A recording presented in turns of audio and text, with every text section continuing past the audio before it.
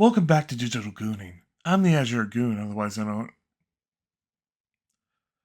Nah, keep it. Nah, keep it. Welcome back to Digital Gooning. I'm the Azure Goon, otherwise known as Az. Today we have Strayed the Crystal Goon, who has his mouse on the screen, and Oh, I Revy don't. the Tomboy. Man, we're just raw dogging this without countdown today? yeah, we're just raw dogging this. Someone in one of the comment sections somewhere may have called us professionals, and we need to absolutely squash that claim. I really hope nobody has called us professionals. They have a very, okay, I fucked that up. Okay, never mind. We're good. I'm just going to change what do you mean you that. fuck that up? I mean, you fucked that up. I'm gonna have to do some editing. Did you fuck it? What happened? So yeah, I brought something up on the screen I was recording on, and it recorded our Discord. So I'm gonna have to edit that little sucker out. Are we gonna have to like just completely redo this whole thing? No, it's fine. It's not like you guys cared about me over editing before. Yeah, I mean, that's kind of your choice, so no. Yeah. Like we're literally so early into this thing we do. No. before. Let's keep going. Every second that passes. Yep. So we I guess we all did some things this week that we wanted to talk about. Revy never got back to me about anything they would like to talk about. I mean, you didn't ask. You just kind of said I'd talk about something. Well, yeah, that was it was written as an invitation to talk about things. Yeah. There was no question mark in that statement. And then we got distracted by talking about cum socks in Straight's bedroom. I Not on my input at all. By the way, I truly believe the whole like puff pass fucking thing was lost on you guys. Oh no, I got it. I tried not to acknowledge it. Or the pump pass at this point. Oh god damn. So Straight. Hi. Hot new game came out a couple weeks ago. The hottest. And I hear that it's what'd you say? The game that was, I mean, I don't know how it shipped with this many bugs. Are you ready to hear that? Are you ready to hear that joke 10,000 fucking times? Yeah, absolutely. Yeah. You're in for a good time. I heard it shut down several gaming stores. Steam, PlayStation Network, the PS Store, I believe Xbox, and the Nintendo eShop all shut down from the sheer number of people trying to buy this game at once. Part of that is because there were no pre-orders for this game. It's just there was no way to buy it and then just load it when it dropped. It was just you buy it when it is released in about a minute. As much as I want to commend them for this game, everything they did about releasing it is kind of shitty. Why? Oh no, it's absolutely hilarious because everyone was so. Silksong came up as like it became the meme of the game that's not releasing that we will never get news for. Like up there with any sort of update to Bloodborne, up there with Half-Life 3, up there Duke Nukem with Forever. This took as long as Duke Nukem Forever, didn't it? Yeah, Duke Nukem Forever. How long? And it just kind of Duke Nukem was like 20 years, I think. Was it 20? No, it wasn't 20 years, was it? No, it couldn't have been. Well, that wasn't Silksong. I'm pretty sure is what 6 years. I thought it was like 7. Sorry. Duke Nukem Forever was in development for someplace between 14 to 15 years. Okay, never mind. No, so it didn't take that long. So this game, so what it ended up being, more or less, was just, we were just making it.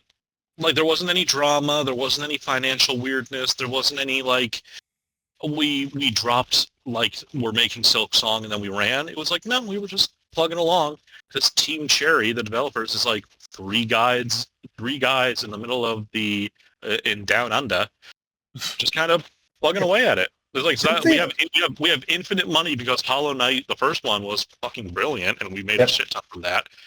And yeah, we just sat here making it, and okay, we're ready to release it now. It's out in less than a month. Didn't they also admit to like scope creep or something, where they just kept doing things because they could? Yeah. Oh yeah, and that's definitely part of it. Yeah, definitely, because this was a DLC. Yeah, well, no, it was just one of those like, yeah, we just had so much money that we just kept putting stuff in here and delaying timelines.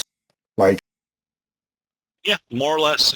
So they just kept adding stuff to it just over and over again. And yeah, no, in playing the game now, I think one of the things that people are coming up with is, well, before the game launched, people were being like, oh, why is it taking so long? I mean, it didn't take this long for the first Hollow Knight, and is feature creeping them? Is there financials? Yada yada.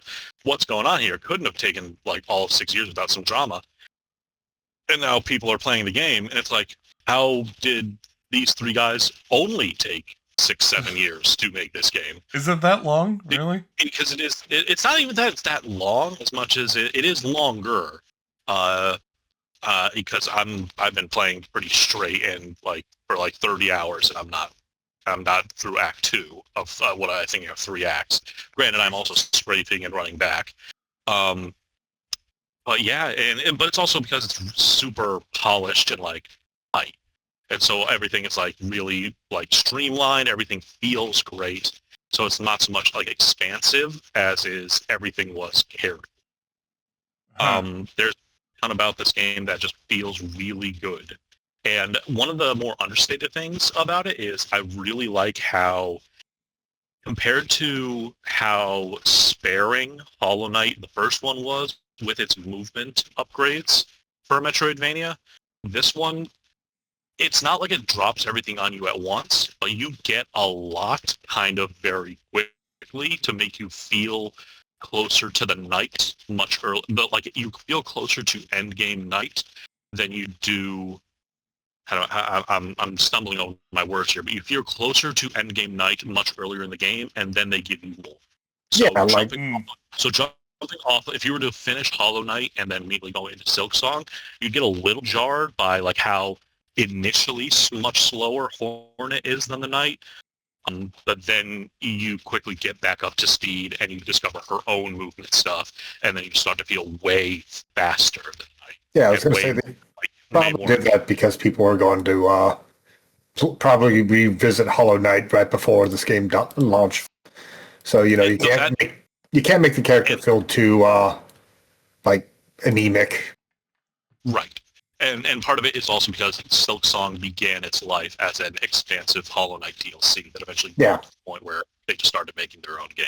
I can't imagine going back, like these people going back to Hollow Knight after they have all the movement mechanics from Silk.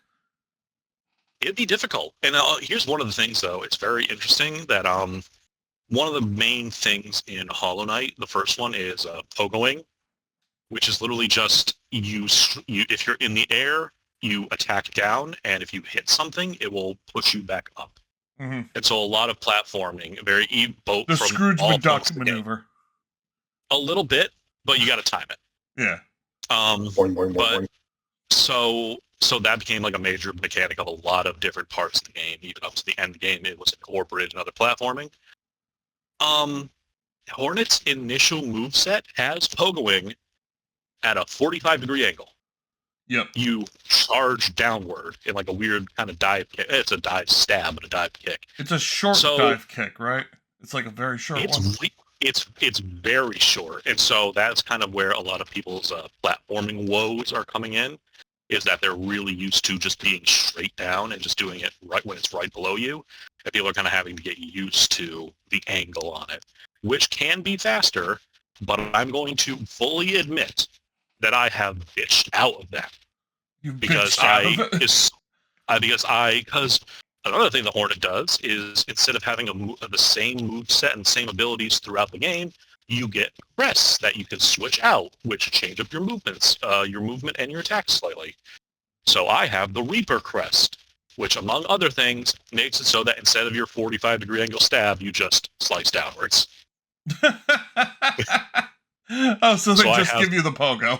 Yeah, they just give you the pogo. I've been given the pogo, and also one of the things, and I'm getting into nitty gritty rather than just like talking about other parts of the game.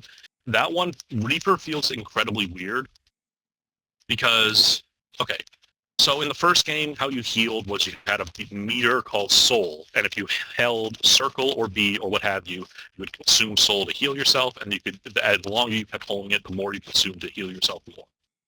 Mm-hmm. Instead of having that, Hornet has silk, which is a single meter that she builds up, and if you have enough silk, you immediately consume it in a quick a quick heal called a bind.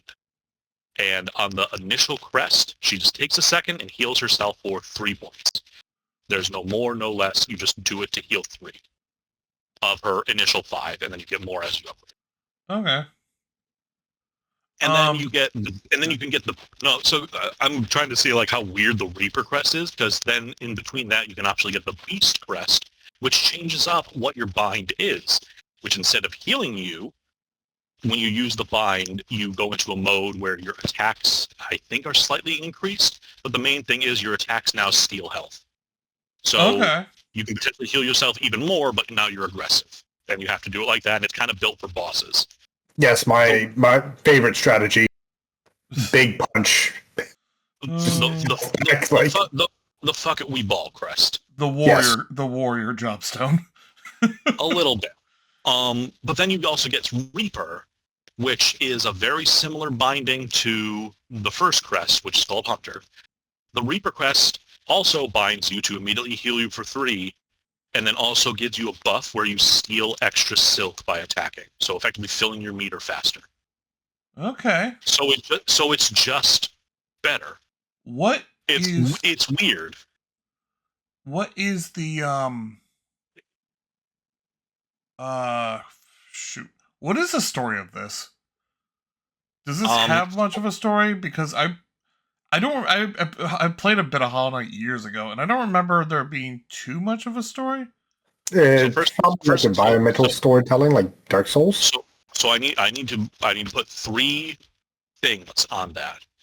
First is in relation to you specific. The first 2 are in relation to you specifically. Oh boy. One is that you're not very used to Dark Souls and Souls-like storytelling in general. Yeah, I'm not. Yep, it's Dark Souls. No, it's told through. Well, it's not even that. It's not even necessarily that, because this is more than that. But you're very much not used to the kind of a lot of indirect storytelling that you have to like search for yourself, seek out NPCs, and if you can ignore the story, you will. That's not fully what Hollow Knight and not what Silksong is, but it has elements of that, and that would kind of hurt, and especially the beginning of Hollow Knight has that.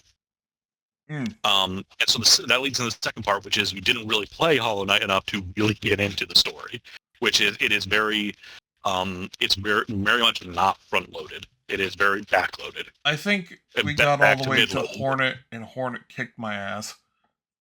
Yes, you got nowhere. You got nowhere in terms of story. Okay. You got nowhere in terms of game and story. Wow. Okay. So Hollow Knight is very much like, I don't know why I'm here, and I have to sort of figure that out. And that's I don't know who I am. I don't know why I'm here. All I know is I must kill. I must kill. That's by the way, for story purposes, the player is saying that. The knight knows why they're there. Oh, okay.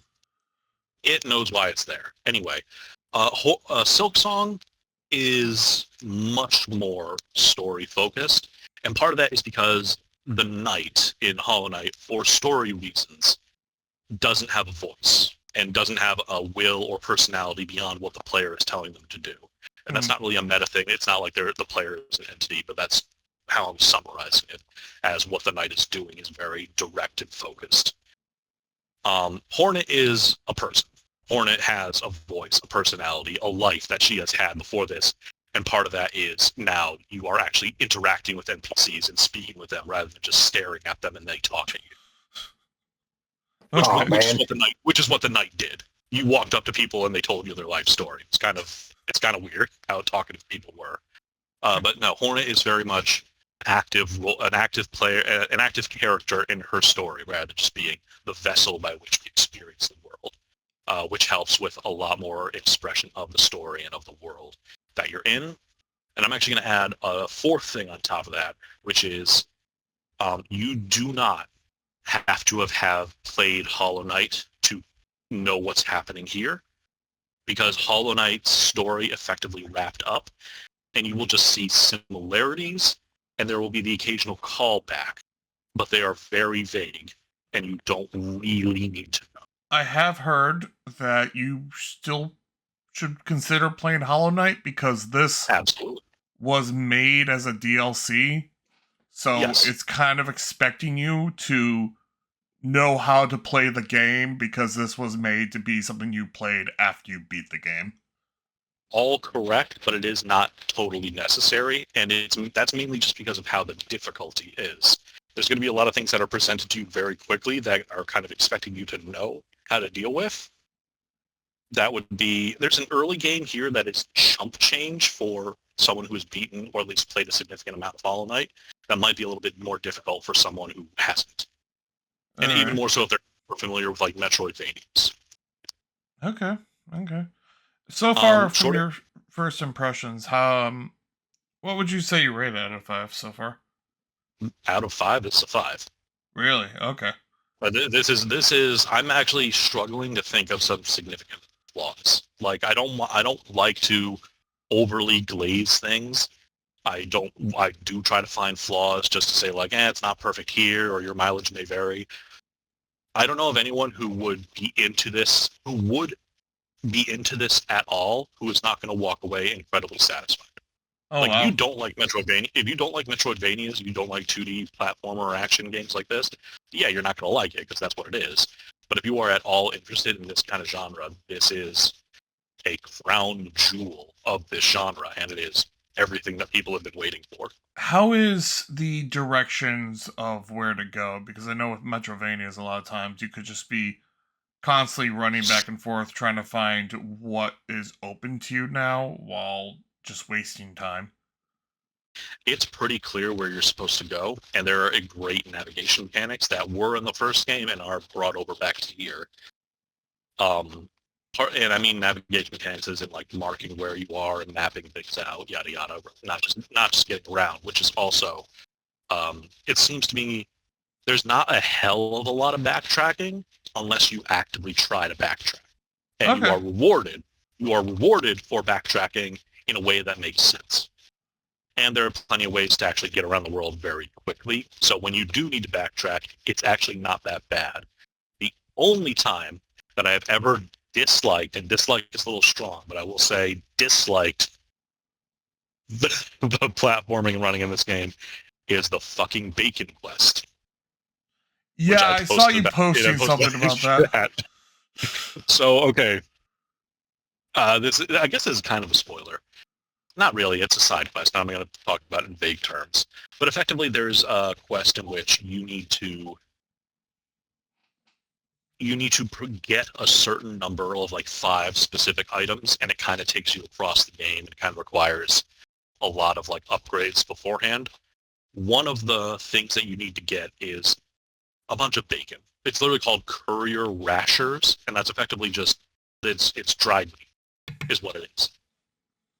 So the thing is, when they give this to you, they say, okay, you can't fast travel with this, and it will rot if you take too long. So you can't just so I know we're at the number 2 settlement where you're getting this quest right now, and you need to go to the settlement number 4 that's across some of the most dangerous 2 platforming areas in the game. And you need to, and I know there's usually a fast travel thing like between the 2 immediately that makes traveling between them normally literally no effort. Okay, but now you can't fast travel at all. If you take this timer is constantly ticking down, and if you take any damage, the timer goes down by a massive chunk. Sounds like you just need to get good. Bullshit. Now get good. Oh my god! And I'm fairly certain I haven't finished it yet. Well, I also haven't finished it because I haven't I mentioned this in the chat. I haven't really dug my teeth into it because the quest itself, like I said, you need 5 items, and I've realized I do not have an upgrade that I absolutely need to get 2 of them. So I'm thinking that there is no point to actually doing this until I can get the other 2 items. Okay. And I could do it, turn some of it in, and be like, okay, but I'm not gonna die. I'm not gonna throw myself into the fight yet. I'm really happy that you got your thing that came out. I am very happy for you. I think I can talk about this for the rest of the podcast, but I should probably stop. Yeah, I do have something to talk about, which I'm pretty sure will just be me talking about it. Go ahead. A demo of Time Stranger came out, which is the sequel to Digimon Cyber Sleuth series. Ah, yeah, that one. Which Cyber Sleuth I've always viewed as the good Pokemon game.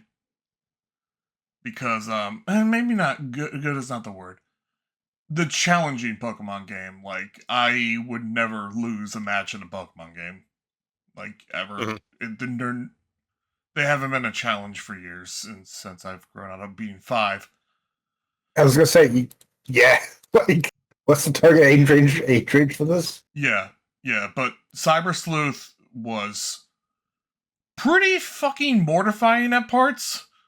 They went into really awesome, like, really heavy subjects, especially since it was all based on, like a hellish version of meta. Okay. And I've always really, really dug that. This one, unfortunately, doesn't follow that world. But I'm interested in seeing what they do with it. I don't think they could have done much more with Cyber Sleuth. This one is just what? No, just saying. I was following along.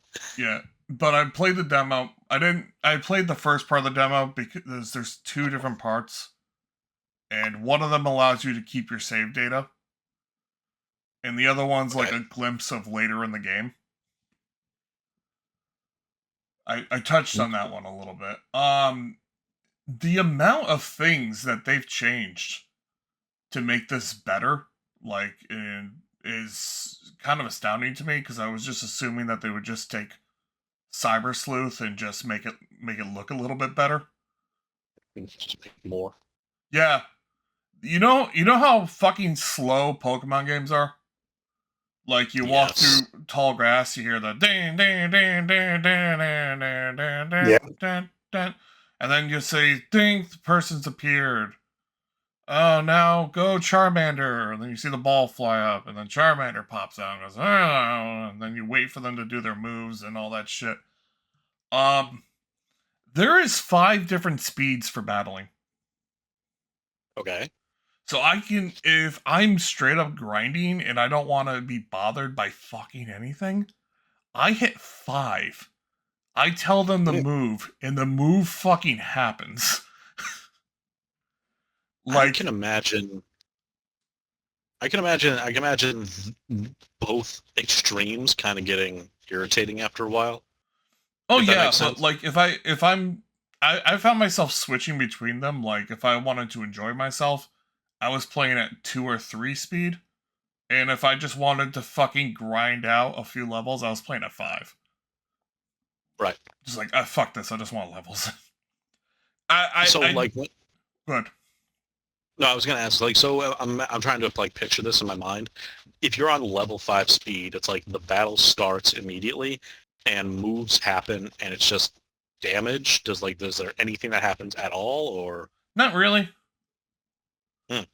You might hear their voices, but by the time the battle's done, it doesn't really fucking matter. That kind of sounds like that one mechanic they had, and I think Infinite Wealth. I know they had it in Infinite Wealth. I don't know if they had it in Like a Dragon, where it's just if you encountered a party of enemies and you were just super over leveled for them, you just had a button that you pressed that your team just wailed on them. They have one of those in this. There you go. So, like, if you see an enemy. So, by the way, the battles no longer happen like random encounters. Like, the Digimon are visible at all times. Right. You can send out your Digimon to, like, bitch slap them. Mm-hmm. And it will always bitch slap them with the Digimon that would do the most damage in your party or reserve. And the damage from that strike carries over. So, like, if it would kill the first Digimon in the party, the remaining damage moves to the next Digimon in the party, and then the next Digimon in the party. And if that damage from that first strike is enough to wipe them, you don't even go into the battle. They're just dead, and you get the experience. So, not much experience, I assume. Well, I mean, at that point, yeah, like you're just clearing out a fucking tunnel that you're overpowered for at that point.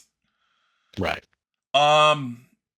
The way moves used to work was Digimon like had certain moves that you could get by leveling them up in a certain form. So like Agumon would get like maybe a fire attack or some shit, and then like a strong like physical attack. So you'd have to bring them into different forms and then level up that form and then maybe bring them back a form and shit like that. Now any move they learn can be unequipped from them and equipped on another Digimon. Mm-hmm.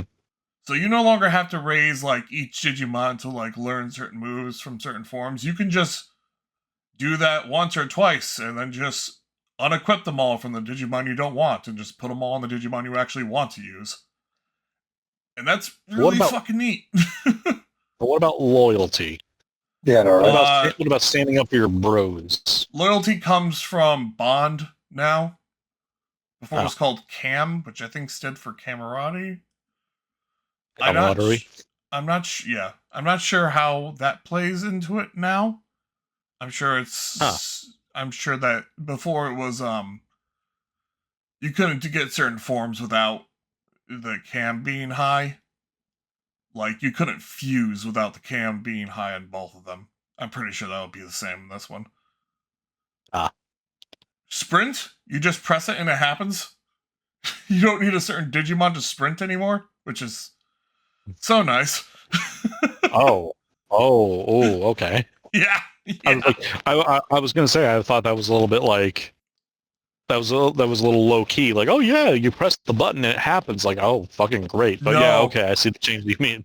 In the old Digimon game, the Cybersliss game, you needed certain Digimon to do certain things. Like if you wanted just to not have random encounters, you needed a certain type of Digimon. If you wanted to have an instant random encounter, you needed a certain type of Digimon. Oh. This one, no, you just everything's just super fucking like streamlined. Like you want to play the game? Yeah, play the fucking game. Just do it. You get a gun. Nice. You get a gun now. I mean, that should be the Digimon you ever need. Yeah. Your character has a flip phone that brings up a hologram of whoever they're talking to, but the flip phone turns into a fucking gun. And you can either shoot your opponent for massive damage, or you could shoot your allies for boost. Why would I ever use any other move? Like, yeah. So you either just murder someone outright, or you play what, like Digimon Commissar? Sure. But I mean, like, Ravi, back me up. I'm alone here. Yeah. Yes, I'm fully aware. But yeah, all right. Why would you ever use any other move ever? Like, yeah. I mean, I've always really liked this. Go ahead. No, I was gonna say I have a very cleverly disguised Digimon that it looks like a gun, but trust me, it's just a Digimon. Yeah, that's like the fucking Pokemon like web video where someone had painted a gun to look like Pikachu. And just called it Gunachu or something like that. Oh god! What do you know? You know that Pokedex Pokemon? Yes. Which one? The one that's always your Pokedex now. Yeah. Yeah. Just imagine if he turned into a gun and then you shot a fucking like legendary monster, and that's essentially what happens. Yeah. Like, I am truly surprised after all these years we have not gotten a Pokemon that just is a fucking gun. Just play Digimon. Just play Digimon. Half of them have guns, dude. Dude, like I would like Digimon is the superior series by far. Oh yeah, yeah. Because we've also got Angelmon and Devilmon. Season 3, I'm not gonna lie, Season 3 of Digimon is better than anything that Pokemon or Digimon's ever created. Season 3 is really great. Anyway, one more thing I want to say about this game that's really good. One thing I want to say that I really don't like, and one thing I want to say that's funny but really weird. I always really love the field guide. So every time you get a Digimon, either by Digivolution, converting, de-Digivolving, it gets added to your field guide. The more you fill out your field guide, the easier it is to just make any Digimon another Digimon. And unlike Evolution in Pokemon, where you just level them up and then the Charmeleon turns into a Charizard at level 36 or some shit. And then it always gets Flamethrower, and it always gets Fire Spin, and oh look, you can teach it Fly. This series is so fucking creative with what you can do with it. Like, I remember Cyber Sleuth, I just made a bunch of fucking weird combinations with moves, and I just, like, made super powerful beings by making the weirdest fucking trips down the field guide. And then I killed God with a gun. I did kill God with a gun. Multiple gods. I killed the king that created their entire world, dude. But yeah. Something I don't really like about this game is the personalities have changed and how they work. Before, the personalities decided if that person was a leader at your camp. Well, that's another thing that's gone. Camps are no longer there. But anyway, everyone just levels up. Camps, you put someone in charge as a leader, and whatever their personality type was, to increase whatever stats they were working on when they were training. I don't know how personalities work in this one. I have no fucking clue. To be fair, it is a demo, right? It is a demo, and I'm looking into like the instructions. I'm kind of getting it. Like, there's 4 different personalities. There's Valor, Intelligence, Friendship, and Heart. Go Planet.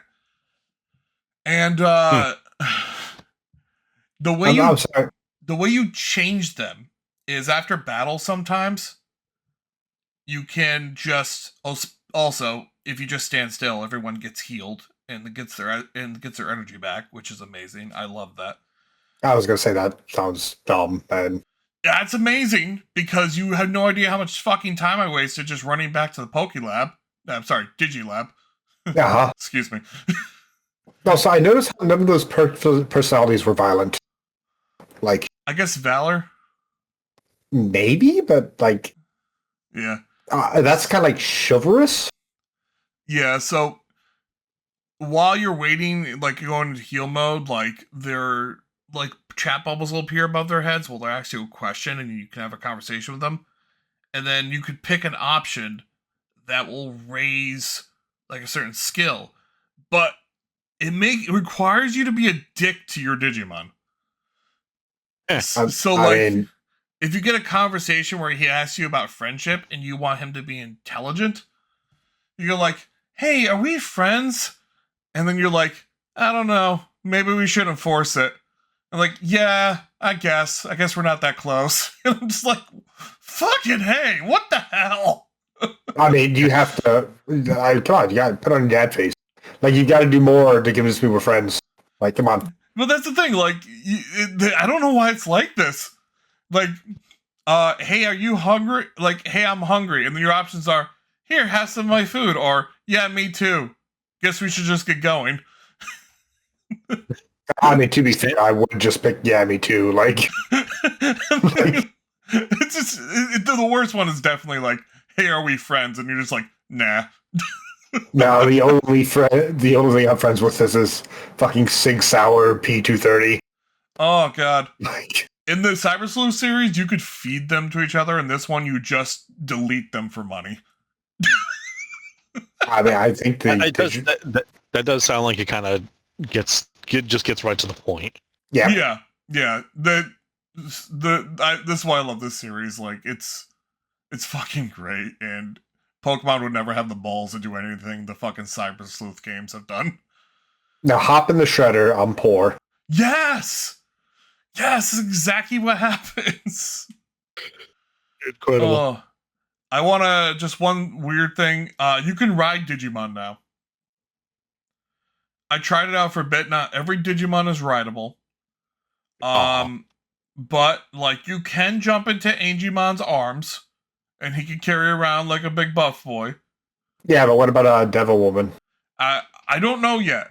But when I turn to Devimon, and I'm like, okay, your turn, it's like Devimon won't carry you. No. Not yet. Devimon can't carry you. And I got really upset by that. And I'm like, oh, come on. No, you had Angemon carrying me. Let Devimon carry me.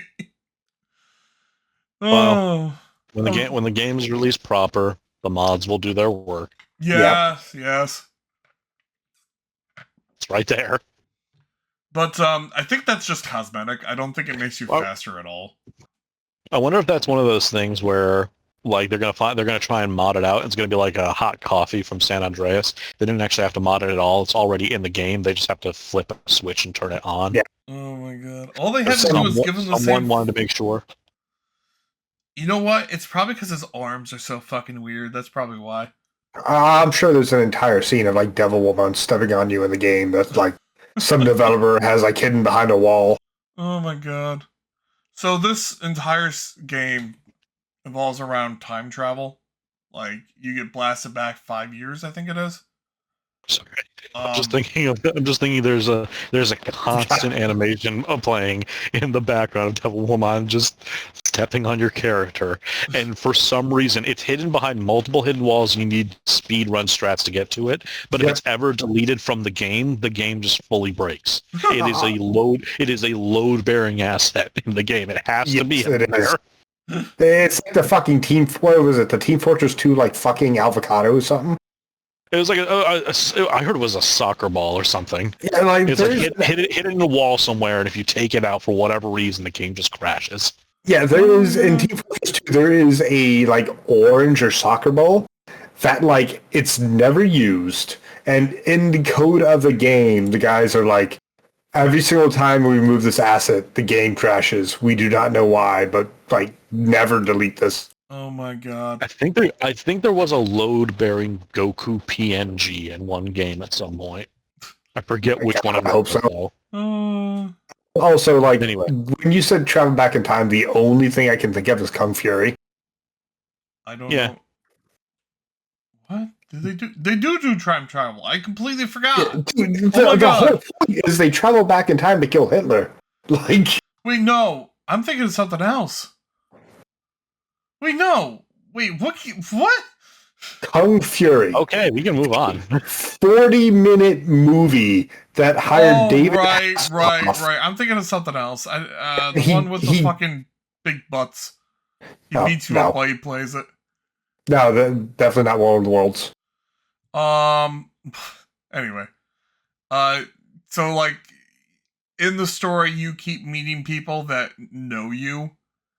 And then you find, like, an anime made of your person. And you're like, what's going on? Why does this keep happening to us? And I'm just like, it's fucking time travel. And then everyone just keeps, like, turning to you like they know you. Like, I understand. We need to get going to this place. I'll see you later. And you're like, what? And then the whole fucking city fucking explodes with you on top of it, and you're like, oh, okay. But anyways, yeah, I'm looking forward to playing it. I'm trying to save up some money to get it. Dope. Yeah. Yep. I shall be having fun and losing myself into stupid digivolutions. You very shortly, maybe. Revy. Yeah, when is it supposed to be released? October 2nd. Oh, there you go. Yeah. Vampire is releasing soon too, right? Halloween, closer to it, I think. Mud bought me that for no fucking reason. Yeah, why not? No fucking reason whatsoever. The vampire game, or he likes you more than he likes me. What game? 5 weeks. Yeah, October 21st is when Bloodlines 2 is releasing. I will say Vampire. straight, I have been doing all of his work for him, so that might have something to do with Probably. I'll make fun of him. Yeah, that's one you're gonna have to report on, because like I said, I think I've said both on and off recording, I have no faith in that. Me neither. I love Bloodlines 1. What are I will deals? rave up and down how that is like incredibly flawed for a game, but it is also so good when it's good that it almost evens out into being borderline perfect. What are the DLCs races? There aren't. Oh, in that, I think they reneged on that. I think they're like, wow, people are angry. I think they're angry at us. No, I think yeah, let me look. One of them, I think it was the La Sombra and the the Torador. The Torador, you remember, they're the slut vampires. Yeah. That was DLC? Yeah. That's like the race everyone fucking played as first. Yeah. Yeah. Now they really seem to be pushing Tremere, which are my boys, which are the sorcerers. But I also think they're pushing them in a way I don't like. And I also just don't really care what this game has to say unless somehow it ends up being good. And I will be I'll be a naysayer if this game turns out to be really good. If it's a worthy successor to Bloodlines, I'll have it. I'll take the L on my chest and be like, yeah, I doubted it. But I still doubt. I currently doubt. I currently doubt right now. There's nothing. But yeah, Torador is one of I don't know what they're doing with it, but it seems like it was going to be, or still currently is, DLC for like a special edition. Uh-huh. And the other one is La Sombra, which wasn't in the first game because they are normally or at least they were when Bloodlines were created. They are normally exclusively a Sabbat. No shit. Yeah, it's a little bit more iffy now. And there's a bunch of, in the same way, there's a lot of anti-tribu of the Camarilla and Anarch clans that have joined the Sabbat. Not wholly, but there's people from those clans that have joined them. Is in the same vein. Well, of course they have to be. Do they? Do they really? I mean, a little bit, right? The Camarilla, the Anarchs, and the Sabbat have to be involved. I don't know the plot. They're just less slutty versions of the superior vampire. Wait, what are you talking about? The Torador. Fuck, You're talking about the slutty vampires, the Torador. Who are you? Yeah. Who do you think the Camarilla are? The Camarilla are the rich preppy fucks. That's the Ventru.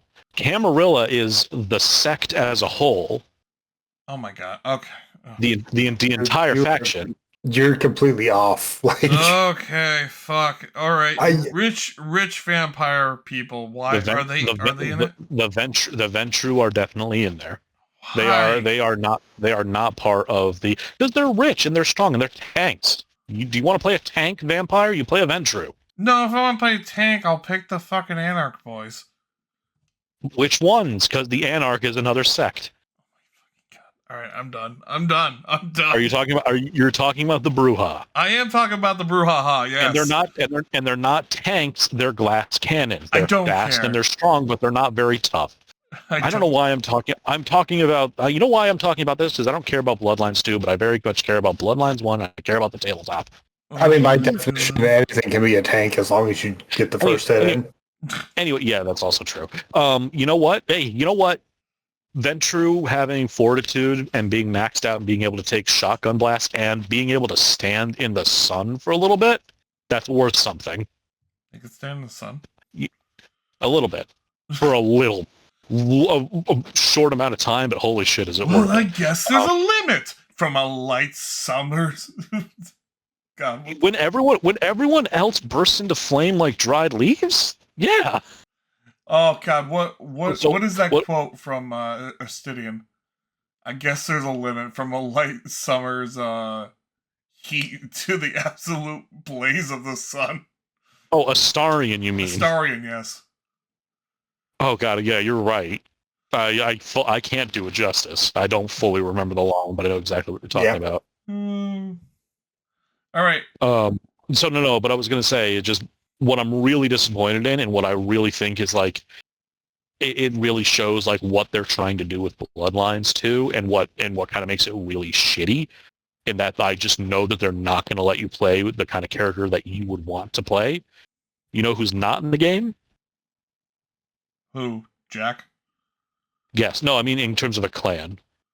Oh, the Malkavian and the Nosferatu, right? Ding, ding, ding. I actually don't know about the Malkavians, but I know the Nosferatu aren't in it.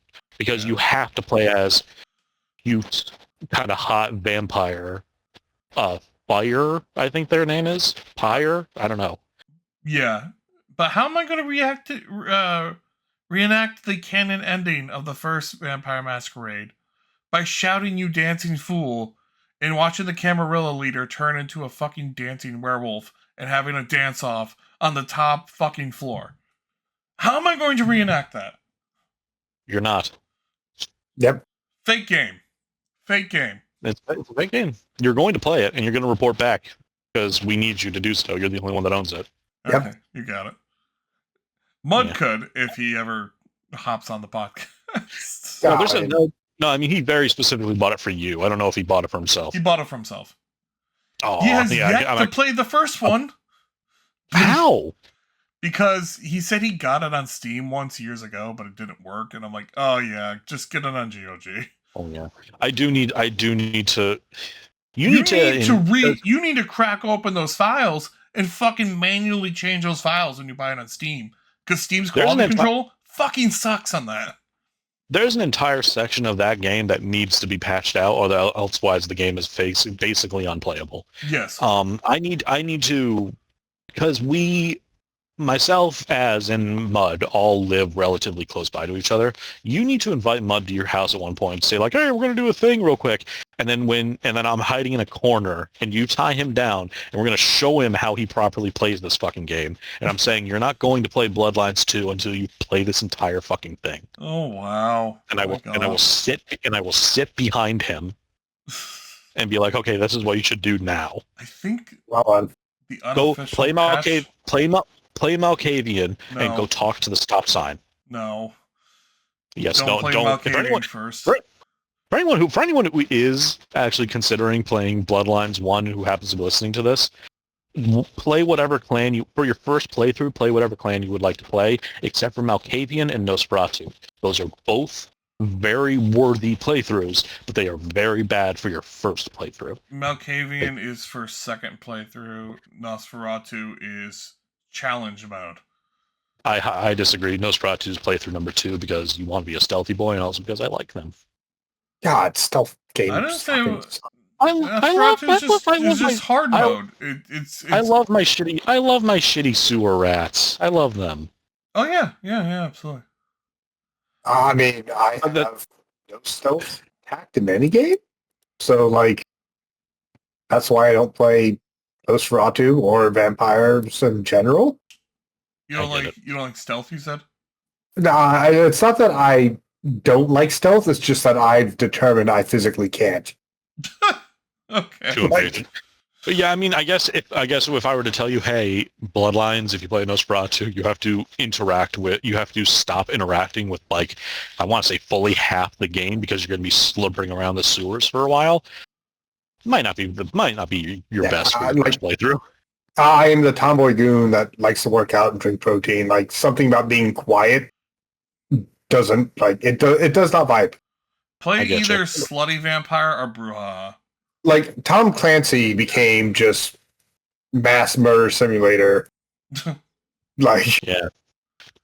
Revy, you play the new Hitman games. You watch one of those videos that's like the Hitman 3 kill everyone challenge, and you're like, what is this? This is just them playing the game. Oh yeah, it's not even like it's not even like a kill everyone challenge. It is the almost like naked gun level of just a series of unfortunate events that leads me to have to kill everyone on the map because that way nobody can see what I've done. If only people would stop walking into this single fucking room, I wouldn't have to kill them. Exactly. Good. Go. There is a YouTuber called Call Me Kevin. Yes. Who does videos just like that, like kill everyone on the map. But he also had one video where it was a challenge on the lab level where a disease broke out. And if anyone who had the disease came in contact with anyone else, they'd spread the disease unless they were wearing a hazmat suit. Yeah. And he had to kill everyone who had the disease before it started breaking out. Huh. He did not do very well. This came out at the start of COVID, I think. And he ended up killing the entire fucking map, including the spa next door, because he just could not control the fucking outbreak. So he's just running around with a fucking fireman's axe, just trying to murder everyone. Yeah, just, gotta put them all down. Like, this has gone completely out of control. Oh, God. Oh, man. I'm now looking at... I can't believe... Sorry, I'm still on... Maybe you got me in a Bloodlines mood, and I'm just, like, trying to look at it more. Go on. Just go on. No, because this one... He's clearly, I can't believe I fully missed this was being developed by the Chinese room. Oh, jeez. Is that the one that made the Machine for Pigs? The guy made Machine for Pigs, which, hey, guys, you write great linear stories. Not what we need here. They also did Still Wakes the Deep just last year. That one was great. Dude, fucking Still Wakes the Deep is fucking phenomenal. Yeah. For what it is, and it's not in the same category as Bloodlines or anything. It is Still Wakes the Deep is in the category of what it is. It's a linear adventure horror game. That's great, and they did it well. Not what Bloodlines 2 needs to be. I would say the Still Wakes the Deep DLC was kind of disappointing, but fair. But yeah, the linear adventure games, not almost an open world RPG. Chinese room is allergic to gameplay and player choice is a little harsh, but anyway. I just also hate the fact. Go ahead, Ruff. I'm sorry. Go ahead. They might actually have decided that they wanted to do something like this, and so they might pull out all the stops. Maybe. But if I'm going to be fair, I don't want to gas up the first Bloodlines too much. Bloodlines, I would say the first one had actually a bit of a problem as you went through the game and as you started to get towards the end game, where a lot of the levels stopped being about social interactions and immersive sim stuff and play your way. It started being endless hallways of shooting and combat, and it really wasn't great because the combat is not the best. The worst part of the entire game. And especially if you played, say, I don't know, the Slut Vampire and get invested in talking your way out of every single problem. Hey, you want to see this fight in Celery? Probably not great. You want to see this fight in Celery 5? Did you say Celery 5? I did say Celery 5, and I meant it. Okay, it's Celery 5. Do you want to see that fight in Celery 5? You want to see it again? Watch the I know I'm just gonna have to keep throwing out YouTubers. Watch fucking Salt Factory's video on that. Yeah, stop watching this. Stop listening to us. Go watch YouTubers. God, we're awful. There's so many better YouTubers. What the fuck are you doing? To be fair, we have 20 viewers, so hey. the barrel. But I don't know. It'd be fun to just see it, especially since I'm not paying for it. Yeah, no, I wouldn't ask you to buy this otherwise if Mud just hadn't fully, guilt bought this for you. Yeah, I feel weird. I feel bad. I'm grateful. I just feel bad. Yeah. Don't. You didn't ask for it. You just chose to give it to you. I did not ask for it. Yeah. There it is. But hell, I'm gonna make a whole fucking podcast out of this shit. if you feel bad now, just imagine how you're gonna feel when it drops and you're like, ugh. Yeah. And then you're gonna feel doubly bad when you're like preparing like, ugh, Mud, this isn't great, right? And then he goes, no, what are you talking about? This is the best game I've ever played. Yeah, that's happened. That's happened. That's happened. Yes. I have 2 coworkers that love No Man's Sky. Like, absolutely adore it. I'm No Man's Sky is great right now. Is it? I don't know. Oh yeah. I mean, it after multiple updates, it took years. Don't get me wrong, but after multiple free updates, it's really good now. Yeah, but that's the thing. I mean, hurt me before. I get that. You don't have to. Yeah. But it's there. It's playable. You can turn it on and play it and have fun. It recently released a new thing. I think customizable ships. Yeah, I hear that they're called Corvettes. Why? Because that's what the class of ship is. Okay. Did you not know that? No, I didn't. Apparently not. A Corvette is a Did you hear Corvette and you thought of the car? Yeah, I did. Okay, Corvette, the car is called that because that's a class of small ship. Okay, cool. So that makes sense. I did not know that. You can edit this part out. You don't have to embarrass yourself. I don't fucking edit any of this shit out. How embarrassing. I don't give a fuck. Yeah. Do you think I give a fuck? See if Mud was here. Oh, there's very few things I edited out of this show, believe it or not. Yeah. There's gonna be a time, though. There's gonna be a time where, like, I'm just gonna have to cut an entire fucking thing that someone says. We finally have that episode about clankers. Yep. Wow. Yeah. Okay. You know what? That I saw those videos of people like really, unfortunately, getting into saying clankers, and I was like, okay, guys, I think the jokes attracted the wrong people. It always happens. It attracted the wrong people when it started to show up on the news. It's like multiple videos of like a white guy in a cop uniform. Like, what are you clankers doing around here? It's like, you're having a little bit too much fun saying that word, sir. Yes. It's like when okay. I think we need to wrap it up. It's like when me and my wife learned the phrase "upsetty spaghetti." We still use that. What? Upsetty Have spaghetti. You never heard that one? No, I've heard of it, but how does that relate? We used it too much, and it was driving you insane. It was driving me. When was this? Oh my god. Oh my god. Listen, I have to make room for all these shit posts in my head. Dude, I can't remember. We've done this on like multiple different platforms, like for years, and oh, I should just go back and show you some of the times that I've annoyed you. Apparently.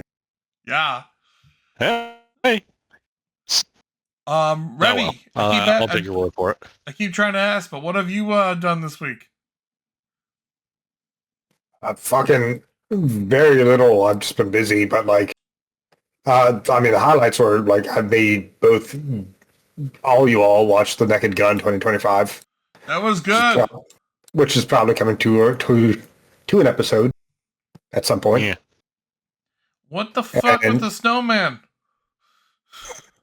He was on, right. I mean, he was, put on leave for 2 weeks, so they needed a Christmas episode. What the fuck? That thing, I am... It's the best part of the entire movie. Yeah. But what the fuck? And then I am like an episode or two ahead of you guys in Peacemaker. No, you're not. Yeah, I am. I've already watched a new episode. I'm up to date. I'm up to date. So no, you're not ahead. Strange's not up to date, but I'm up to date. I'm not up to date. We can rewatch them. Oh. Yeah, other than that, like I haven't played new games. I've just done a bunch of like old school RuneScape and whatnot. I've been watching Hell the Boss. I'm in the middle of season 2. I meant to circle back to that one just to see how the actual, I guess, Amazon series turned out. Like, so far season 2 is good. There's an episode that was really, really fucked up, and I had to stop watching it. Yeah, but I mean, I've seen season 1. I've seen all season 1 on YouTube, so Season 1's fucking depressing. is it it's real fucking yeah. It ends depressing, dude. How's it end depressing? Like everyone's literally depressed at the end and puking on the couch. Yeah, but I kind of zoned out there. What the hell? we watched some of Hell of a Boss. Oh no, that's exactly what Strange zoned out. Like people say the shit's like depressing or gruesome, and it is gruesome. What the fuck was with the classroom scene at the start? Dude, I'm in just such like another league of just like the horror stuff that like I consume on a daily basis. I'm happy for you. It goes straight. I just gotta tell you, it goes from like one of the worst episodes I've ever seen, like just from the fact that it's so fucking boring. The pilot is awful, and then it goes to the first episode where like you see a teacher like Skype call her husband with her class to wish him a happy birthday, and the kids are all exposed to the husband fucking a woman. And then watches the teacher starts to run out, but a student tries to stop her. So she chokes the student and throws her through the roof. Then proceeds to run home and butcher the family while the children watch. And that's the fucking intro of this show. Cool. Yeah. Sounds great. I am getting ready to dive into the book Tender is the Flesh, so Jesus Christ. Like hold on. The book is about it's not what you think. The book is about basically a virus making all animal meat on Earth like poisonous to human. Huh. So the dystopian future does the only thing like reasonable, which is they create human farms to farm meat instead. Dope. And you follow the main character, Marcus, who is a meat factory exec, and has to basically deal with the fact of, his whole life is basically watching other people get ground up to make special meat and sausage and whatnot. Good. I'm good. I let me know. Let me know how that goes. Yeah. No thanks. I can't do it. So wow, what a note to end this week's podcast. Yeah, so So how about them boat flies, Straight? So how about them what? Boat flies. Bot flies? Is that what they call them? I don't know. Are we actually going to talk about that game? What game is this? The fucking Femboy Feud House. Is that like a game? Oh, no. Oh, yeah. Next episode, we're going to be talking about Femboy Food House.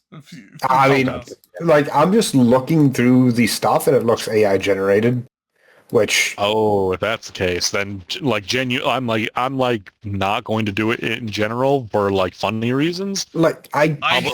Morally, you probably should. I think what happens is I think they use AI to get a base image and then they use it as a reference. Happens. I don't use them, but like the art itself for the characters does look kind of like that way. Listen, we did a vote. Listen, we did a vote, and this will piss Straight off. So we did a vote, and I would understand the results. But that vote, if this vote may not have been based out with all the information. I trust you. You see this Southern country lawyer. I will trust that you. I will trust that you will do the research. You will do the hard research into this. I declare. I think everyone should be doing the proper research before they come up and being allowed to vote all willy-nilly. It's actually the other way around than what you described. What do you mean? I'm on the Steam store page, and their AI disclosure is they do the basic character design by hand, Okay. And then feed AI, then feed everything through AI to basically complete the work. Don't love that. Seriously? Okay. Maybe not then. But yeah, like they feed it through and then they have AI basically I color do and everything. declare So that these AI fooder games shouldn't be allowed to vote. I do declare.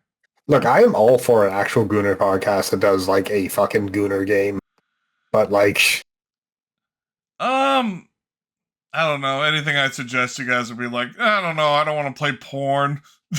what do You're a you degenerate. mean you don't like have you seen my Steam page? Like No. I have not. I wish to remain pure. Oh god. I mean I'm willing to play any fucking game. Like But we are getting. like I mean, you could go play Ravager. So I'm unfamiliar. Silence. Yeah. Okay. This seems about right. Yeah. Okay. What do you think, viewers? Yeah, the 5 that are out there. yeah, somebody Should comment. we play porn for the next one? Or how are we gonna end up in a spot where we're begging the audience to give us like fucking material now? What is that one I don't you keep trying to get me to fucking play there, Revy? The really fucking disgusting one. Euphoria? What? Oh. I said Euphoria? I'm good. But yeah. All right. Well, that's I think that's it for us tonight, guys. And thank goodness for it. Oh, what should I call this? Silk song and porn. My Silk Song. Now that's redundant. I was gonna say Revy Silk Songing over Strahd's bed or something. Oh my Thanks. god. Silk Song in the socks. That's unfortunately probably the better one. Fill my socks with silk song. Daddy, yes. Fill my socks with SKONG. Oh my god! Fill my socks with skong. That's the name. Not Silk Song, it's SKONG. Yes. All right, let's do it. I'm glad we decided to create an abomination in real time. All right, please share this episode with everyone you know, and Why not? Have a good night, everyone. Please share this episode with people you like and people you don't like. Yeah, so we can quit our jobs and do this 24/7 because you want more of this. Every day. I'll never quit my job. I hate it too much. Night. All right.